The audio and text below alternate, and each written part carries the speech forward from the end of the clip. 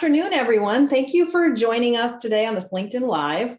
Today, we're going to be exploring the topic of innovation in small business. And today's webinar is being recorded and it will be posted on our social media sites afterwards. So you'll see it on LinkedIn, Facebook, and YouTube sometime tomorrow afternoon. But let's just start first by introducing ourselves here. So my name is Jeri Frank, and I'm the co-founder and CEO of STRATAFOLIO. We're a cloud-based software solution that's focused on that small to mid-market commercial real estate owners. And we're designed to help owners save both time and money on managing their portfolio. And we also have here with us today, Adam Slack. Thanks, Jerry. My name's Adam Slack. I'm the founder and CEO of Two Roads. We are a cloud-based accounting company. So what that means is we take accounting departments, that used to be in the back office, and we put them in the cloud and serve our clients through bookkeeping, fractional CFO, tax, and really create innovative ways for them to do accounting without having to have the staff of accountants that traditionally you need to have. And so, yeah, we've been around about 12 years and love serving small businesses. And I'm gonna ask you a question about that here in a minute, but the format today is going to be 20 minutes of discussion followed by 10 minutes of Q&A from the audience. So bring on the questions. And I think this is a really relevant topic because today in this time, when we are talking about compressed budgets, I am sure you're seeing having a lot of conversations with your clients about ways to maybe not decrease your staff, but how do you use technology to augment? So I think this is going to be a really great conversation today. Absolutely. But the first question that actually comes to my mind is, because I believe it's integral to our conversation, is how did you come up with the name Two Roads? Yeah, that's a great one. We actually stumbled into the business. I'm not an accountant, I'm an entrepreneur, come from a family of entrepreneurs. And, when 2008 hit, my wife and I were looking around, figuring out what we needed to do next, and decided to just try to go help entrepreneurs out. Accounting was kind of the basis from which we did that. And just started realizing a couple of months in that, entrepreneurs have chosen a tough road. It's not easy. And so that Robert Frost poem, The Road Less Traveled, was kind of a favorite of mine. And we got together with some friends and decided to name the company after we had already started. And, we kept coming back to that idea of just, entrepreneurs that are out there choosing to do something different, innovate, if you will, try to do their craft better. And, that means cutting a new trail and going down a new path. And so, we really embodied that and wanted to embrace that and just say, hey, we get it. Like, we understand, you're taking the road less traveled, and we want to embrace that and go with you. And so Two Roads was born. Mm-hmm. I love it. Coming up with the name for a company is a really hard thing. I know, it really was. My wife made a wonderful meal, had some friends come in and had somebody kind of moderate it for us, had some bottles of wine. It was really a fun evening that we'll remember forever. Yeah, we had some similar situation on our side, and we actually started the business before the name was there as well, because as an entrepreneur, you were doing the most important thing first. That's right.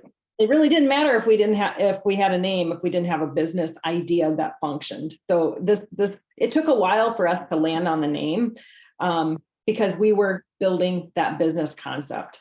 So, all right, well, let's jump in then to the importance of innovation for business.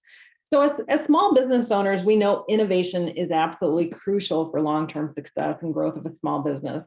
In fact, small businesses are known for being incredibly innovative and resourceful. One of the ways that STRATAFOLIO is innovative is that we are always looking to our customers to get ideas on what do they need now to be more successful. And that's been the foundation for how we've built much of what we've built. Can you share some insights in how Two Roads has used innovation to remain competitive? Yeah, absolutely. And I would say, for us, we were kind of born out of that, right? When we started, I'm not, as I mentioned, I'm not an accountant, but I was an entrepreneur. My family came from entrepreneurs. And so I knew how to serve them from an accounting perspective, and I knew what they needed. from the perspective of just speed and ease of use and responsiveness. Mm-hmm. And so we really wanted to lean into the cloud when we got started. And, 6 months into the business, we sent everybody home. We said, hey, let's go remote. And one of the reasons that we did that was because we knew that if we pushed our team remote and we pushed them into a position where they had to work boundaryless, if you will, then it would force us internally to create the technology needed to serve our clients who are not going to be coming to our office and working with us. And so, when one of the ways that Two Roads embraces innovation, I think, is still today, it's harder today, which we can talk about here in a second, is really just pushing an idea or a challenge out there to attempt something different or attempt something new. And when you do that, it kind of forces people to think about the problem differently, right? And come at that problem from the perspective of, what's in the marketplace. So just Google it, figure out what you can find. We have a shared client, and part of that was just through saying, we've got to solve this problem. We've got to figure out how to do this more efficiently, and getting out there and figuring out what the market has to offer, and testing, and then finding great fits and pushing the envelope there. So yeah, I think, innovation for us is key. I tell people on every interview, I'll say, if you come to join Two Roads, you better learn to adapt, which is a core value of ours, because the accounting industry is one of the oldest industries around, right? It's been around thousands of years.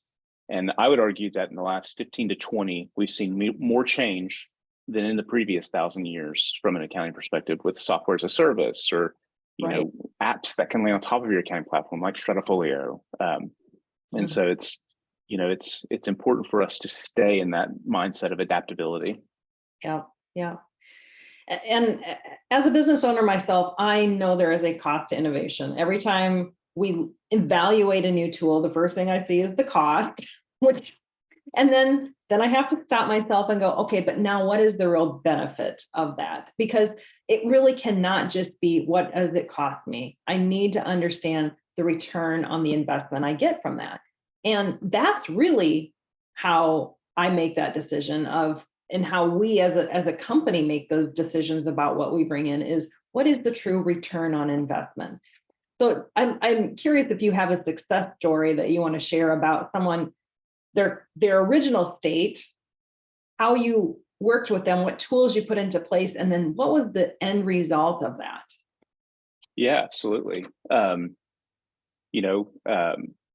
A good example would probably be just in those early years of Two Roads, coming across and like you said a second ago, listening to customers. And so going and hearing from them kind of what their pain points were. And a lot of times it was things like responsiveness, or things like just being able to solve problems while they're not at their desk.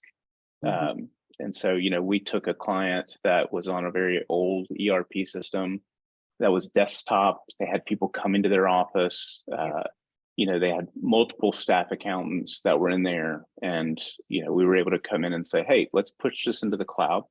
And we were able to minimize their footprint from, I think, 4 accountants down to 1, with just integrating cloud-based technology for the accounting perspective, rather than the old desktop model. And that really helped us inform like what the business could be. So then we could take a tech stack, and really help the market know, hey, if you fit inside this box, like, we're going to be successful, like, we're going to be able to work together, and these are the benefits that you're going to see, and here's some of the case studies that we can point to. I'm sure you guys bump into folks all the time that are using spreadsheets as their primary, and it works, right? But like, kind of, not necessarily at mass. Right. Yeah, I mean, for us, we focus on people who own and manage real estate. And for that first building or two and the first couple of leases, spreadsheet is fine. But it's that growth. And it's like the slow death by 1,000 cuts. The most frequent reason people actually reach out to us is because they missed a lease escalation. And sadly, it's not they missed a lease escalation on a client for 1 month. Sometimes it's many months, sometimes it's years. And that alone pays for the cost of software just because of one simple mistake. That's right. And to your point about going from 4 staff accountants to 1, that's a significant savings for a company because they employed the right tech stack. That's right. That's right. And I think seeing the market, this is probably like a duh statement, but it's important for me to remember when you talk about that cost is like the market's it's pretty efficient. Like it's a pretty efficient beast, right? So like when you go to a software and you see a price, like I try to coach our team, especially at the leadership level, is to not stop at that price. Instead, to think through like how did they come to that market value? What are they bringing to us that's going to justify that cost? Because Right. we as business owners can't go out and just say, well, we're going to price it at X. And all of a Right. sudden it just, people are going to buy it. It's got to be a value proposition that works for everybody. And so if you come at it from that angle, this company is bringing this value to the table. What do they see that? How do they see that value playing out for my business? Yeah. And thinking about it more from that perspective rather than just a cost perspective, I think is helpful. I 100% agree. So let's talk about now some of the current business landscape and trends. What are you seeing out there in the market that you're now addressing with your clients? For us, I would say internally more so than externally, as we grow, innovation becomes very difficult, right? I remember having a friend of mine who was further along than Two Roads in his career. He had a small business in the IT space, and he said, I realized one day when I wake up and I press this button, I now affect 1,000 people rather than 10. And so, as you get larger, as companies get larger, whether they're coming to us as potential clients or whether, it's internal us trying to change, there's a lot more dialogue around the how, right? The how piece. So like, I'm sure when you guys have clients coming to you and they've got one property, it's plug and play, let's go. When they come to you and they've got 30, well, now we've got a completely different conversation that we're having. And so, that what I've seen kill innovation is just size, and it's just barnacles. This is how we've done it. This is how we've always done it. And so to sit down with them and say, I understand that they've always done it, but let's talk about what this future state could look like. Let's talk about what this, what you could have in your business rather than what you do have in your business. And so we're doing that with customers that are coming through, but we're also doing it with our team. And we're saying, hey, you guys have got to keep an open hand with these things. You can't just, assume that we've got it figured out. The previous success is absolutely not going to dictate future success. It might point to a trend, but right. You got to look to how you got there to figure out how you're going to get there, to the next step. How do you address those individuals who they want only desktop, they have no desire to change? How do you address that? We've turned folks away, if I'm being honest. So one of the things that we learned early on at Two Roads, and I think this applies to every business, any business that's watching, is know your tech stack, know how your business needs to be set up, how it needs to run efficiently. And it's got to be market focused, right? Like we can't just say, well, we're not geared towards the market. So the market's got to validate what you're doing. But once you've got that validation, you can understand how your business works best. Well, don't try to adapt to everybody that comes down the pipe, because if you do that, you're going to break your market pricing to where you're not going to really be able to take that. And so if we can't get people over that hurdle of understanding why our value proposition's there, why being in the cloud, being away from a computer to do your accounting is there, then we'll pass on them. And we've done that. We've said, hey, we think we work great together, but QBD, QuickBooks desktop is a big deal to you, or your desktop software is a big deal to you, then we, just won't work. How about you guys? What have you guys seen when you've got clients that are coming to you? I mean, is that a conversation you all are having as well? We do have a very candid conversation with people. So we do currently support desktop and online, but where we draw the line is really around the types of apps someone has in their portfolio. So we have staken our claim or ground around commercial real estate, meaning if people have office, retail, warehouse, industrial, really anything with a multi-year lease, we call commercial real estate. I realize multifamily can sometimes be referred to as commercial real estate, but we don't serve that base. And the reason we don't serve that base is there are a lot of products out on the market for residential type owners. And they do it really well. They can get those listings up to all the places they need to be listed. They can communicate with those tenants really rapidly. But though that tenant base has a different need than a commercial tenant. And there isn't a lot of solutions out there in the market for this. And that's where, so we said, this is where we focus, because there are no good options out there if you have QuickBooks and you have commercial real estate. Yeah. And so we said, this is where we go. This is where we fit. This is where we focus all of our time and energy, so we can be the very best at that instead of the best at lots of things that are out there. Right, exactly. We years ago, we read a book called The Pumpkin Plan, and it really talks about that when you're growing your prize pumpkins, you start to take off those as they're growing new blossoms, you take off all the extra blossoms and you just focus on what you do best. So you can serve those clients really well, and they're going to tell other clients about it. So it helps your entire ecosystem to grow and thrive.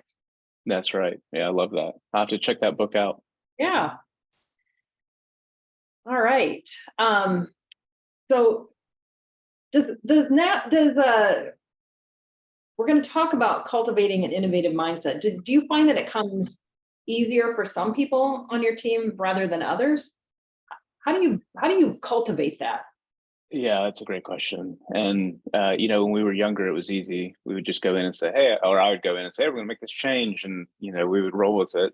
And now it's a lot harder. One of our core values is adapt, and it's important for us. I've already mentioned just the change in accounting technology to get us to this place.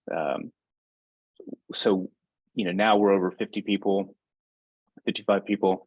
And so what we've done is we've really tried to just cultivate this mindset of curiosity. We want people to be curious about what could be. And so, when they come through the door, we coach them on this, and our all staff meetings, we're coaching them on this. But then we have a smaller team that we really have tasked with going out and finding what technology is changing, what things are moving. And so they'll go out into the market and kind of, we'll propose a problem. We'll say, "Hey, we need to solve XYZ." They'll go out and try to figure out what that solution could look like, and they'll kind of test it. And then from that testing, they'll bring in a little bit of larger group that are more open-minded type folks and test it with them and really see if it's going to be a fit for what Two Roads clients need. And then once we've done that, we can roll it out larger to the team. And so, rather than, and it's different. I know it sounds nuanced, but when you start a company, I think it's much easier for people to get excited about that change because it's just everything's moving, everything's fast. And then once you kind of get to a certain size of stability, coming top down doesn't work anymore. Like you just can't come in and say, "We've got to make this change," because for a couple of reasons. One, I'm not as close to the action as I once was, and so I can't see what I might be affecting. But two, there's just it's not lack of trust as much as it is lack of belief that we really understand the problem and understand how we're going to solve the problem. And when it's peer driven versus leadership driven, I think it makes a big difference. And so for us, kind of really bringing in the whole company to try to move that needle and help people have buy-in, we found more success. But that's been on the back of a lot of mistakes where we've tried to do it the other way. And so, just cultivating that mindset of curiosity for our clients, for our team, see things as what could it do for me rather than why do I want to change, I think is important. And with AI and machine learning and software as a service, like the quantity of things that are changing right now, like if you don't have that mindset, I don't know. I mean, I don't think we've lived in an era, maybe around 98 to 2002 is probably the closest that we've gotten to where we are right now, where there's all these things that are changing and we're trying to adapt. And you saw some people embrace it and you saw some people not embrace it, Right. Yeah. I am curious, what tech stack does your team use? Yeah, it's a good question. Internally we've got Slack, and then ClickUp and Front are our three primary. So Front is an email system that lays on top of Gmail or Outlook, but it allows you to treat emails like tickets. So let's say you email me, Jeri, and I don't know the answer to your question, but I know somebody on my team does. Well, I can sidebar with them inside the software and say, hey, do you know how to answer Jeri's question? And then they can reply, and then I can reply to you directly. So it doesn't look like this email thread that went around to 4 different people, but it still works like email. You're not taking it into a pure ticket system. And then ClickUp is it's a task management system at its core, but it's really got so much more functionality than that. Store documents, and you can co-work together on different tasks. And then Slack is just an internal chat program where you can chat back and forth with everybody. But how about you guys? Yeah, so we use so our management system, so to speak, that we manage all of our customers through is we use Smartsheets for that. Goes off every 3 seconds since we're a software company. And we use HubSpot as our CRM with Gmail or Google. So those are our prime tool stack that we work with every single day. That's cool. Yeah. We looked at Smartsheet, and then there's also now Smart Suite, I think, that's out there. So there's a couple out there that we really like Smartsheets. I don't think we're still using it to its full potential, but it integrates well with HubSpot and Slack and other tools and Google. And so we love creating an ecosystem so we're not having to manually put information in different places. So wherever we can make those connections, just like we're talking about with our clients, that they need to consolidate their information so it's all available in a cloud and you can access it anywhere, and you're taking out manual steps. We're all about as much of that we can do as possible. We are building it in as we go. Absolutely. We're doing the exact same thing. Yeah. I'm curious if we've gotten any questions from. Let's see. I think you've got one in the text. Yeah. What are some ways commercial real estate owners can remain competitive through innovation? Yeah. So it really does come down to controlling costs and protecting your bottom line. And we've talked to a lot of owners out there, and they don't necessarily want to cut down on staff, but they're at that place where they need more staff, and they are looking for an opportunity to streamline operations so that their staff can be reallocated. So using STRATAFOLIO for keeping track of their leases, to being able to do their CAM reconciliation or track all of their loans and all of that stuff, it saves lots and lots of time. And for a lot of owners, they're protecting their bottom line, because we do see people missing lease escalations a lot. We see people not really invoicing their tenants like they should be, which creates all kinds of issues when there's an issue. So when you're able to put technology in place, that really saves time and takes out lots of places for human error. And it gives owners some sense of relief. We have dashboards that help them just quickly see how things are operating. So definitely bringing innovation, bringing technology to that commercial real estate owner helps them function more efficiently. I totally agree.